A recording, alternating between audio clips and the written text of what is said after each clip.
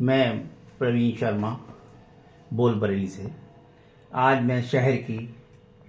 रचनात्मक लेखक मंच न्यास की लेखिका डॉक्टर सिसोदिया जी से मैं आपको आज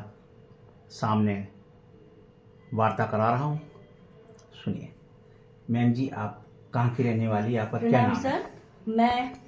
44 मंडल विहार बरेली की हूँ और मेरा मूल जो मायका है वह वाराणसी है और मेरी सारी जो शिक्षा दीक्षा है वह वाराणसी से ही संपन्न हुई है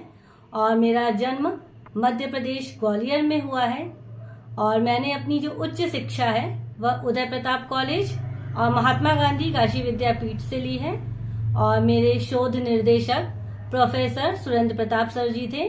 जो कि मेरी संस्था के संरक्षक भी हैं और वरिष्ठ साहित्यकार श्री बच्चन सिंह सर के सुपुत्र हैं और हमारे सर स्वयं में एक जाने माने लेखक हैं। अब तक आपने मैडम कितने लेख और शोध प्रकाशित किए हैं? जी सर, मैं अपने विद्यार्थी जीवन में जनवादी लेखक संघ से जुड़ी थी, जहां पर मैंने कहानियों को लिखना पढ़ना और बड़े बड़े रचनाकारों से मैं वहीं पर मिली और मैंने अभी तक 4 कहानियां लिखी हैं जो जनपक्ष में ही प्रकाशित हैं और मैंने समय समय पे नागरिक प्रचारणी संस्था से जो पत्रिका निकलती है उसमें, परिमिता में, आन्वेक्षिकी में और हम लोग जो अपना रिसर्च पेपर दिया करते थे जो कि काशी हिंदू विश्वविद्यालय में भी निकला है और महात्मा गांधी काशी विद्यापीठ में, उन सभी में मेरे शोध पत्र भी प्रकाशित हैं। और मैंने विद्या निवास मिश्र जी के ऊपर बनारस में प्रतिवर्ष प्रतियोगिता आयोजित होती है 14 जनवरी को, उसमें भी मैंने प्रतिभागिता की है, जिसमें मुझे दोनों बार काव्य लेखन में और निबंध लेखन में भी प्रथम पुरस्कार मिला था। अभी तक आपने बरेली जनपद में कितने कार्य किए हैं? जी सर, बरेली में सर मैंने अपना पहला कार्यक्रम सुशीला गिरीश इंटर कॉलेज में किया था और दूसरी बार भी मैंने वहां किया था। तीसरा कार्यक्रम मैंने निहाल श्याम कॉलेज में किया था और उसके बाद मैंने कुमरा गांव बरेली में अपना हिंदी दिवस मनाया था एक बृहद स्तर पे, जिसमें मेरे छात्रों ने और कई लोगों ने मेरा बहुत सहयोग किया,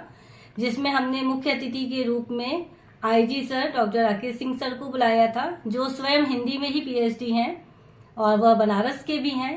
और इस बार का जो हिंदी दिवस कार्यक्रम था वह मैंने डीपीएस में किया था, डीपीएस परसाखेड़ा। जी, तो आप कुछ छंद सुनाना चाहेंगी, 2 शब्द?